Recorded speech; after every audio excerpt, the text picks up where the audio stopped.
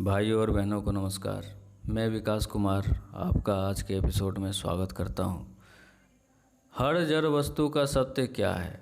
कोई भी वस्तु जो पहले थी और जो बाद में रहेगी, वही वास्तव में वही वस्तु वर्तमान में भी है।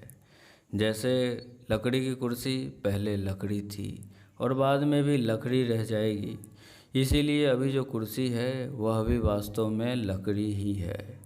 जैसे सोने का कुंडल पहले सोना था और बाद में भी सोना ही रहेगा, इसीलिए अभी जो कुंडल हमें प्रतीत हो रहा है वह भी वास्तव में सिर्फ सोना ही है। इस संसार की हर वस्तु परमाणु से लेकर प्रकाश तक ऐसे तत्व से बना हुआ है जिसका और भी विभाजन नहीं किया जा सकता है। पहले भी वह वही तत्व था, बाद में भी वही रहेगा। इसलिए वर्तमान में जो हमें चीज़ें, वस्तुएं, यहाँ तक कि प्रकाश और ऊर्जा नज़र आती है, जिन्हें हम जानते हैं और जिनकी सत्ता है, वह सब वही अंतिम तत्व है।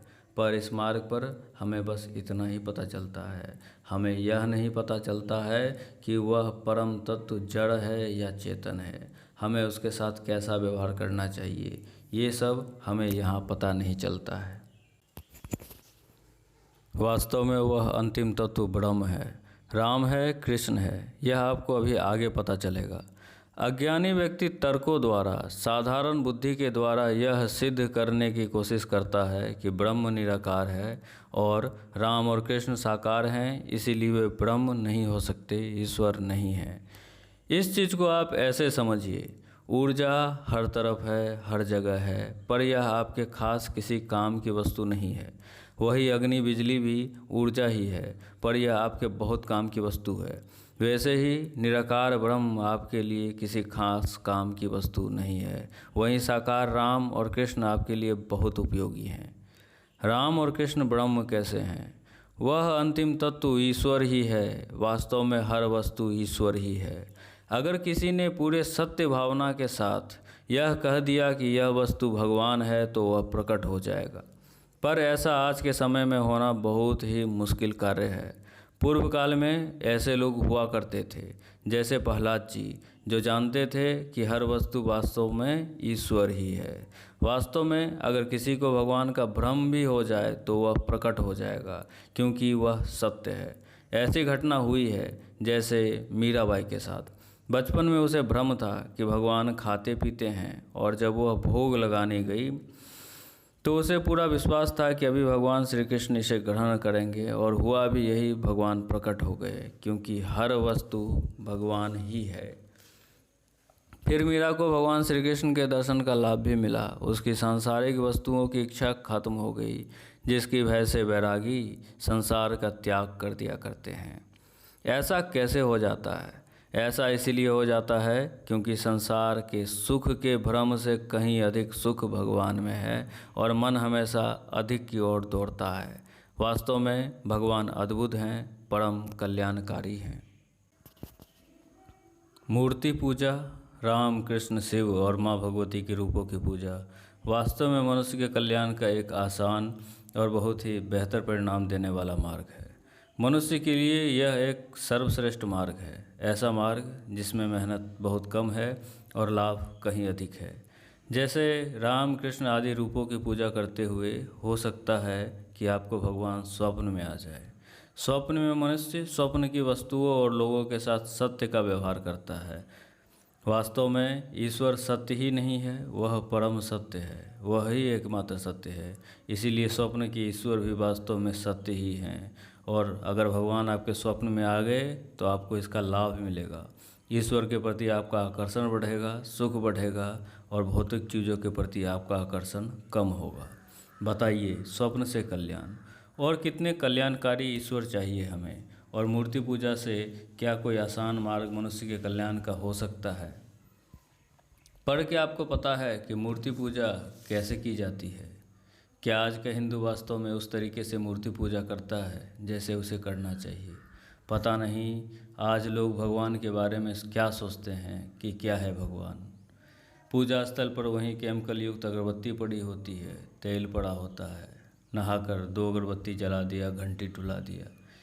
भाई साहब, इससे आपको कुछ लाभ नहीं होने वाला है। इससे अच्छा है सुबह से ही आप अपने काम पर ध्यान दें। आपके लिए यह बेहतर होगा, आप कुछ प्राप्त कर लेंगे। ईश्वर को आप एक श्रेष्ठ मनुष्य की तरह व्यवहार करें। उन्हें अपने घर में एक उचित स्थान दें। उनके प्रति आपका कुछ कर्तव्य है। शुरुआत में यह जरूरी नहीं कि आप रोज़ आरती करें, स्तोत्र करें, पर उन्हें स्नान कराना, वस्त्र पहनाना, ठीक से साफ सफाई करना, यह बहुत ज़रूरी है। शुरू में आप इतना ही करें। भगवान को आप चीज़ें अर्पण कर सकते हैं, पर भगवान को अर्पण कैसे करना है? भगवान को सबसे उत्तम वस्तु दी जाती है, जैसे फलों में सबसे अच्छे फल। अब कभी कभी जैसे त्यौहार पर आप कोशिश करिए भगवान को खिलाने पिलाने की, भोग लगाने की। भगवान के लिए आप शुद्ध होकर सात्विक भोजन बनाइए, जैसे खीर, और बड़े प्रेम से उन्हें अर्पण करें। भले ही आप स्टील के थाली गिलास का खुद के लिए प्रयोग करते हों, पर भगवान के लिए चांदी, या फिर अगर आप में सामर्थ्य हो तो सोने के बर्तन का प्रयोग करें। बर्तन का अभिप्राय बस इतना है कि भगवान के साथ आप ऐसा व्यवहार कर रहे हैं जैसा व्यवहार आप एक श्रेष्ठ और अति विशिष्ट व्यक्ति के साथ करते हैं। बस आप इतना कर लें, बाकी सब अपने आप होता जाएगा। भगवान की कीर्ति रामायण और भागवत जैसे ग्रंथ में बहुत सुंदर से लिखी हुई है। आप हर दिन इसका एक अध्याय का पाठ करें और इसे बोल कर पढ़ें। इससे आपके साथ साथ आपके परिवार, बच्चों पर भी इसका बहुत अच्छा असर पड़ेगा। बच्चों पर तो इसका बहुत ही बेहतरीन असर पड़ता है। उनकी बौद्धिक क्षमता आश्चर्यजनक रूप से बढ़ जाती है और उनका भाग्योदय होगा। मैं आपको एक बात बतला दे रहा हूँ, जैसा जीवन आज हम और आप जी रहे हैं, इससे हमें और आपको, हमारे परिवार को सिर्फ भगवान ही बचा सकते हैं, और वास्तव में सिर्फ भगवान ही बचा सकते हैं। इसीलिए भगवान को अपने जीवन में ले आइए और इन कथावाचकों से दूर रहिए। ग्रंथ को स्वयं पढ़िए, इतना तो आपको करना ही पड़ेगा। नहीं तो इस समाज में आप दुख, निराशा, पारिवारिक कलह, संस्कारहीन संतान और एक व्यर्थ जीवन आदि दुखों से आपको कोई नहीं बचा सकता है। भगवान के रूप की पूजा और भगवान के चरित्रों का पठन, स्मरण के कितने लाभ हैं, यह तो कहना एक बहुत ही कठिन कार्य है। पर जब आप भगवान के प्रति समर्पित होते हैं, तब आप में अज्ञान कम होने लगता है, सांसारिक भोगों के प्रति आपकी रुचि कम होने लगती है, और फिर आप बेहतर मनुष्य, श्रेष्ठ मनुष्य बनने लगते हैं, सुखी मनुष्य बनने लगते हैं। आप एक बेहतर पति बन जाते हैं, बेहतर पुत्र बन जाते हैं, बेहतर पिता बन जाते हैं। आपका परिवार सुखमय, शांतिमय हो जाता है। आप एक ऐसा इंसान बनने लगते हैं जो मनुष्य मात्र नहीं, प्राणी मात्र का मित्र है। ये तो सिर्फ कुछ ही लाभ हैं जो आपको मिलते ही मिलते हैं। जब लोग ईश्वर से संबंधित अद्भुत घटनाएं सुनते हैं तो कहते हैं कि विश्वास में बड़ी शक्ति है। भाई साहब, यह मूर्खों का ज्ञान है, यह आपको ले डूबेगा। जो चीज़ जो होती है वह वही होती है। आपके विश्वास करने से उसमें रत्ती भर भी बदलाव नहीं आता है। अगर किसी के दूध में विष है और वह उसे दूध समझकर पी जाए, तो क्या वह विष उसका प्राण नहीं लेगी? उस व्यक्ति ने तो उस विष को सिर्फ विश्वास करके नहीं, बल्कि सत्य मानकर पिया है। विश्वास सिर्फ ईश्वर के संदर्भ में काम करता है, वो भी तब जब चीज़ों को सही तरीके से किया जाता है। व्यर्थ का अगरबत्ती जलाने से, कुछ पढ़ लेने से कुछ नहीं होता है, व्यर्थ का परिश्रम होता है।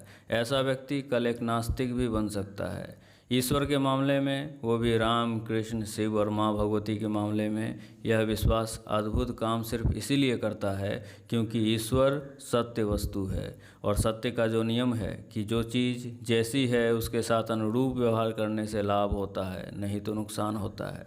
और यही कारण है कि विश्वास के माध्यम से ही सही आप ईश्वर के साथ वैसा व्यवहार करते हैं जैसा वे वास्तव में हैं, और आपको लाभ होता है। इस एपिसोड के साथ ही मैं इस कार्यक्रम को समाप्त करता हूँ। यह कार्यक्रम जीवन के अनुभवों और शोधों के ऊपर आधारित है और पूरी तरह से प्रमाणित है, सत्य है। इस कार्यक्रम को अगर आप अच्छी तरह से समझ लेते हैं तो आप इतना करने से ही पहले से एक बेहतर इंसान बन जाएंगे। आपकी समझ काफ़ी बढ़ जाएगी। तो मैं आपसे आज के लिए आज्ञा लेता हूँ। अपना ख्याल रखें, खुश रहें, धन्यवाद।